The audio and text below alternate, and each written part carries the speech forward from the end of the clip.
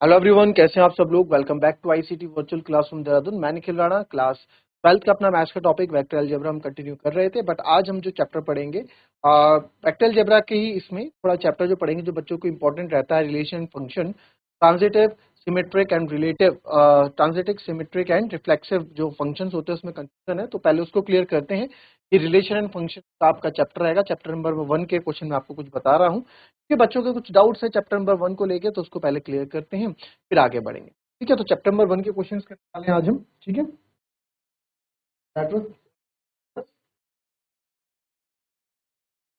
आपने यहाँ पे क्वेश्चन दिया हुआ है, determine relation R is reflexive, symmetric and transitive. तो आपको ये देर का आपको बताना है कि जो ये रिलेशन है ट्रांजिटिव है। तो इसमें जो अलग अलग पार्ट्स हैं, इसमें पहला जो पार्ट एक इसमें करते हैं, रिलेशन आर, क्योंकि आपने पढ़ा तो सब होगा पहले, है ना। रीजन कर रहे relation R the set A of human beings in a town at a particular time given by। ठीक है, पर्टिकुलर टाइम गिवन बाय कैसे दिया जाता है रिलेशन, दिया जा रहा है कुछ इस प्रकार से एक्स वाई, और X and Y work at the same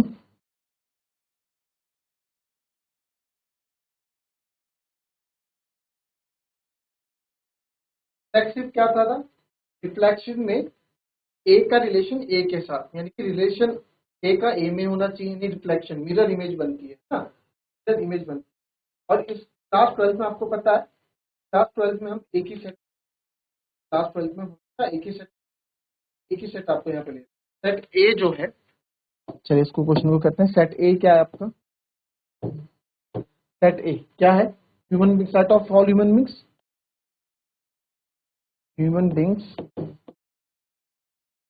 beings है in a town at a particular time, या पूरा लिख लेना, in a town at a particular.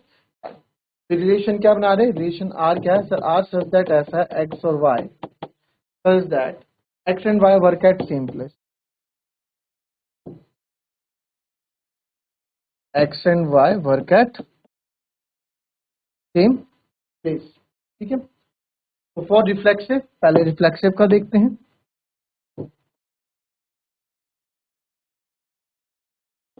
Reflexive में क्या होता है बच्चों, रिफ्लेक्सिव में क्या होता है, रिफ्लेक्सिव में for all value of A belongs to, ठीक है, यानी एक सारी वैल्यू जो है, यानी कहने का मतलब क्या है कि ए और ए दोनों हमारे रिलेशन में आने चाहिए, दोनों ए दोनों वैल्यूज इस सेट के दोनों वैल्यूज।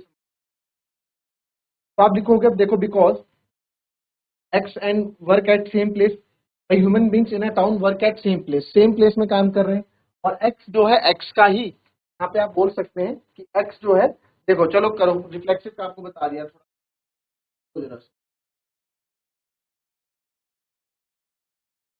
देखो ये थोड़े लॉजिकल क्वेश्चंस हैं जो ये वाला है वैसे, है ना। तो आप यहाँ पे इस क्वेश्चन को ऐसे समझो, ठीक है, आप ऐसे समझो कि दो सेट है, एक ए सेट है और दूसरा भी ए सेट ही है। पहले वाले को हम एक्स लेते हैं, दूसरे वाले को ला लेते हैं, ये राम हो गया, श्याम हो गया, मोहन हो गया, इधर भी राम श्याम मोहन होगा। तो रिफ्लेक्सिव क्या होता है, ऑल वैल्यू, अगर राम इस वर्क, ये वर्क प्लेस है यहाँ पे सारे लोग टाउन में काम करते हैं, अगर ए यहाँ काम करता है, आज राम यहाँ काम करता है, तो राम इधर भी राम काम, मतलब एक ही बंदे को दो बार मैं बोल रहा हूँ ना, राम काम कर रहा है, तो राम यहाँ काम कर रहा है, यहाँ भी तो राम ही है, तो राम ही तो काम कर रहा है, यानी मिरर इमेज हमें यहाँ पे इसकी रिफ्लेक्सिव की हमको मिरर इमेज मिल रही है। तो आप लिख सकते हैं बिकॉज एक्स एंड एक्स, यानी जो भी हम ले रहे हैं एक्स एंड वाई या एक्स एंड एक्स, आप लिखो एक्स एंड वाई, तो एक्स एंड वाई आप ले रहे हैं आर सेम पर्सन, वो सेम पर्सन ही है, क्योंकि भाई दोनों set same person, so they work at the same place.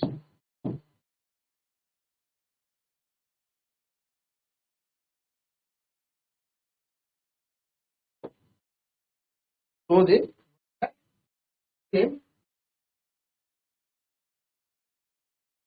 therefore R is reflected.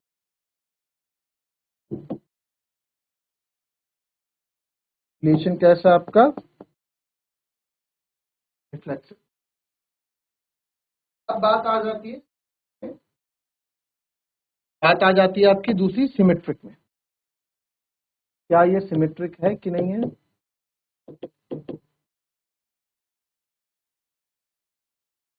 Symmetric में देखो, सिमेट्रिकली क्या है? सिमेट्रिकली रीजन क्या होता है? फॉर एनी ए और बी, अगर सेट ए को बिलोंग कर रहे हैं, और एनी बी सेट ए को, अगर सेट ए को बिलोंग कर रहे हैं, तो एफ, सेट ए में ए भी है, तो F such that F A comma B belongs to relation R, then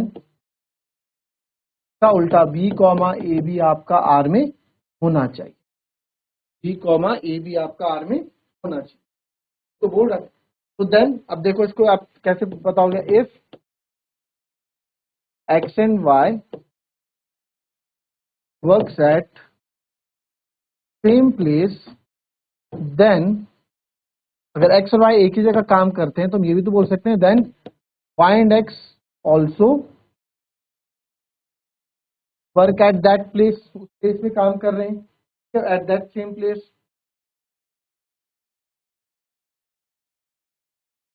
आप कह सकते हैं if X Y belongs to sir R है, तो हम ये भी बोल सकते हैं कि this implies that Y X belongs to R, therefore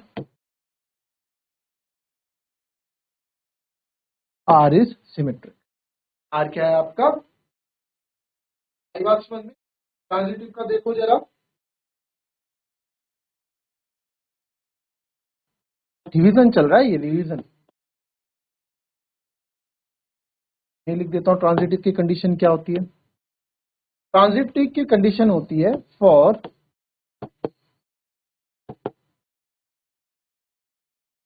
तो ट्रांजिटिव की कंडीशन क्या होती है उस पर देखते हैं। और एनी से तीन set A B C belongs to A B C जो है ए को बिलोंग्स करते हैं, तो ये कह रहा है if A comma B belongs to r, then और बी कॉमा सी भी आर को बिलोंग करना चाहिए, then a comma c b जो है, then a comma c b जो है आपके आर को बिलोंग करे, देन ए कॉमा आपके आर को बिलोंग करेगा। अब देखो if x and Y work at same place, और वाई और जेड भी तो सेम प्लेस में काम करेंगे, तो x and Z also work at the same place. इसको आप देखो, ये पूरा जो क्वेश्चन था, ये आएंगे इसके बाद क्वेश्चन जो न्यूमेरिकल बेस्ड भी होंगे, थोड़ा लॉजिकल बेस्ड है, क्वेश्चन आते हैं बच्चों के पास और ये आप इसमें गड़बड़ कर देते हो। इसको लिखना कैसा है? देखो if x and y works at same place, ठीक है, and y and z are are also work at same place,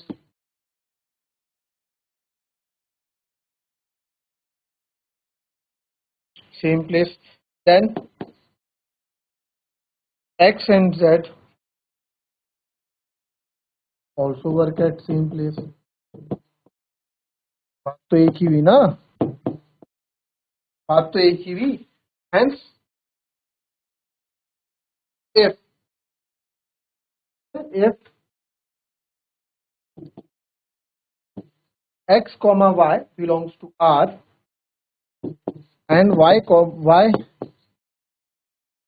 z भी belongs to R कर रहा है, this implies that x comma z भी आपको R को belong करेगा।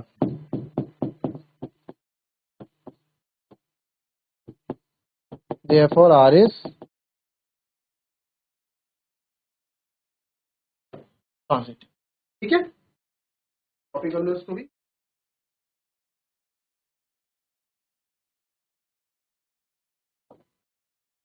इस बार रिलेशन क्वेश्चन भैया टाउन द्वारा, इस बार जो रिलेशन उन्होंने डिफाइन किया उस सेट ए में, वो क्या रिलेशन डिफाइन किया है? ओरिजिनली डिफाइन क्या है, x is exactly 7 centimetre taller than y। ये इन्होंने क्या किया यहाँ पे डिफाइन किया, x इज, करो फटाफट इसको।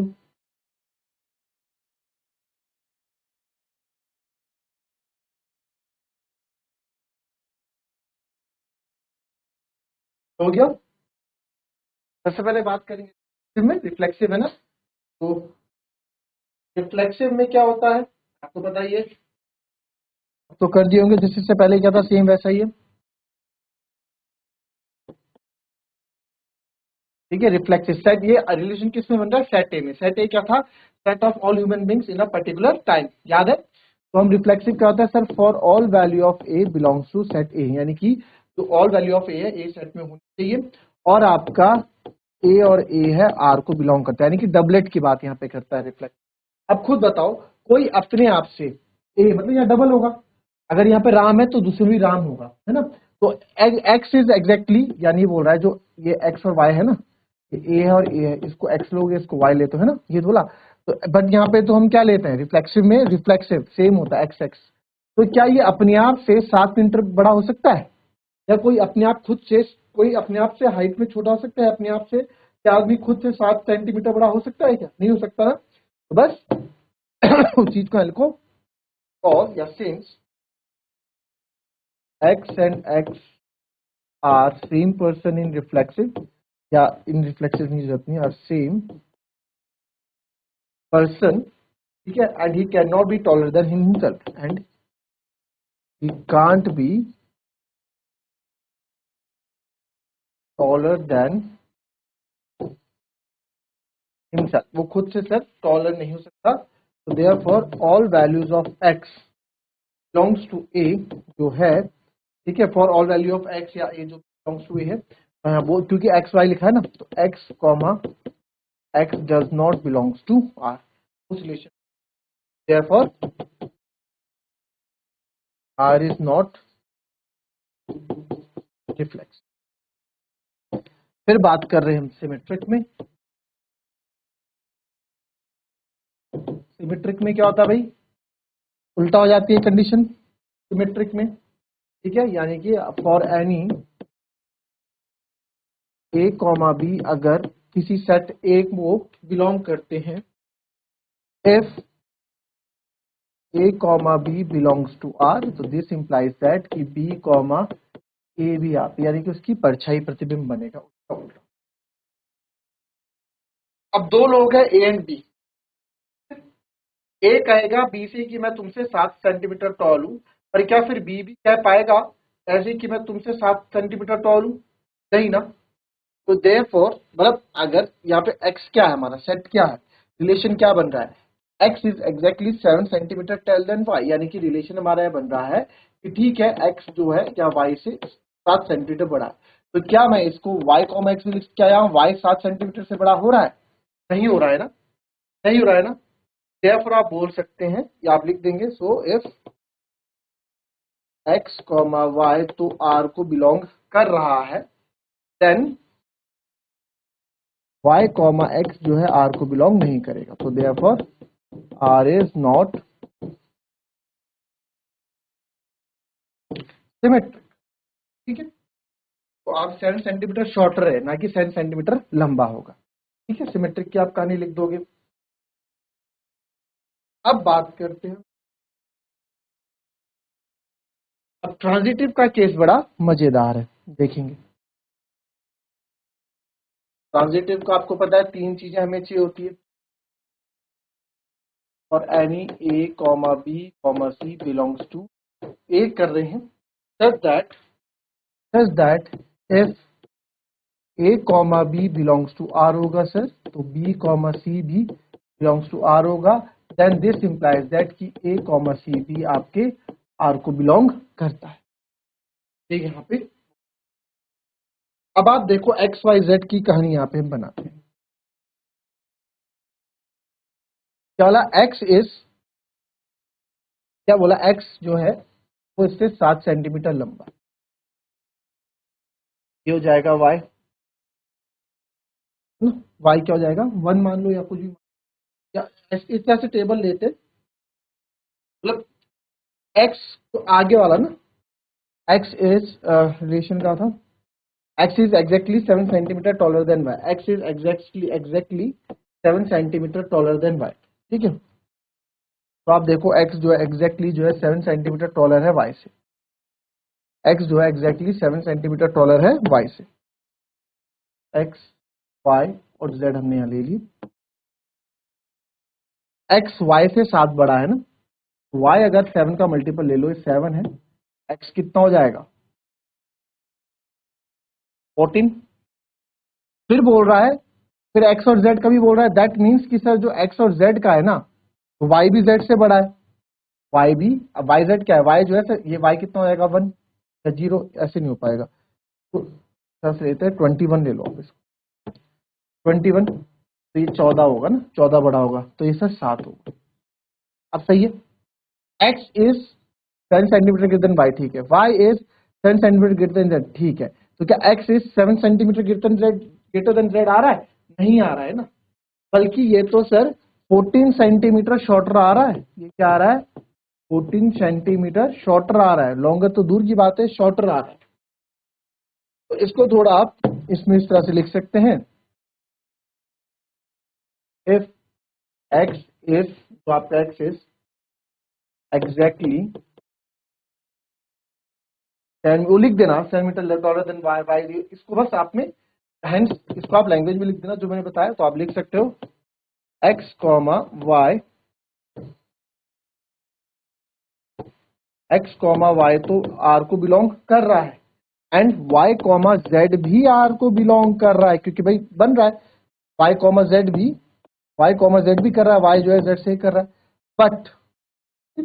बट x कॉमा z आप देख रहे हो वो इसको बिलोंग नहीं कर रहा है, does not belongs to relation r, therefore r is not transitive, r is not,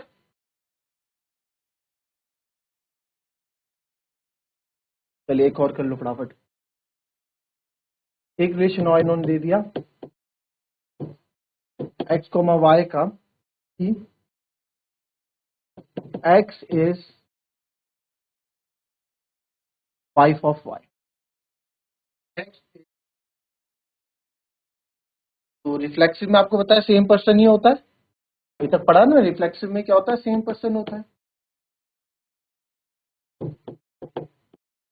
क्या होता है, for all values of a belongs to a such that कि a और a भी जो है आपके r को बिलोंग करने चाहिए, क्यों होता है, तो बिकॉज, अब एक बार बताओ, सेम पर्सन है, क्या खुद ही खुद की वाइफ होगी वो, खुद बंदा अपने आप की, अपने कहे कि मैं खुद की बीवी हूं ऐसा कहेगा, नहीं कहेगा ना, तो सेम पर्सन होता है, तो आप यहाँ लिख सकते हैं कि x and x are same person, she can not be the wife of herself, तो for all value of x belongs to जो a को कर रही है, आप कह सकते हैं कि x और x does not belongs to relation r, क्योंकि जो रिलेशन r कह रहा है उसको कंडीशन को सेटिस्फाई नहीं करते हैं, देयरफॉर r इज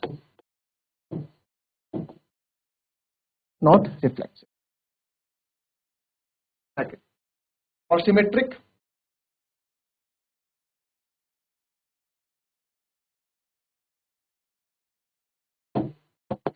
और सिमेट्रिक, सिमेट्रिक में आप देखेंगे फॉर एनी ए बी, अच्छा सिमेट्रिक क्या होता है, सिमेट्रिक क्या होता है, for any A comma b, ठीक है, ए कॉमा बी है जो बिलोंग्स टू ए कर रहे हैं, तो आप सच दैट इस तरह से होता है कि ए कॉमा बी अगर आपके आर को बिलोंग कर रहा है, तो देन बी कॉमा ए भी आपके आर को बिलोंग करना चाहिए, राइट।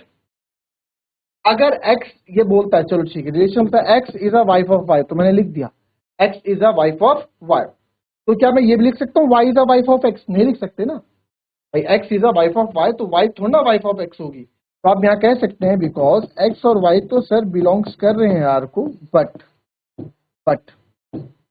y कॉमा एक्स जो है आर को बिलोंग नहीं कर रहा है, ये आपका सिमेट्रिक भी नहीं, राइट, ये आपका सिमेट्रिक, ठीक है, और इसका आ जाएगा तो यहाँ पे एक ही स्पेशल केस बनेगा ट्रांजिटिव का, जिसमें अगर एक भी केस होता है ना भाई, ट्रांजिटिव के लिए 3 कंडीशन चाहिए ना हमको, 3 कंडीशन फुलफिल होनी चाहिए। ए कॉमा बी तो यानी एक्स कॉमा वाई तो हो जाएगा, x is a wife of y, but y comma x होगा ही नहीं, आगे बढ़ेगा ही नहीं है। तो जब आगे बढ़ेगा ही नहीं, एक ही कंडीशन रहेगी, तो देयरफॉर आर आपका ट्रांजिटिव होगा, या आपका क्या एक स्पेशल केस है। ठीक है,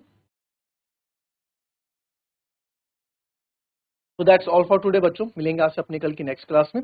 इस क्वेश्चन को और प्रैक्टिस करते रहिएगा आप, मैं कल और क्वेश्चन करूंगा चैप्टर से रिलेटेड, फिर मिलेंगे आपसे अपने नेक्स्ट क्लास में। तब तक be happy, be healthy and be safe. Thank you and have a nice.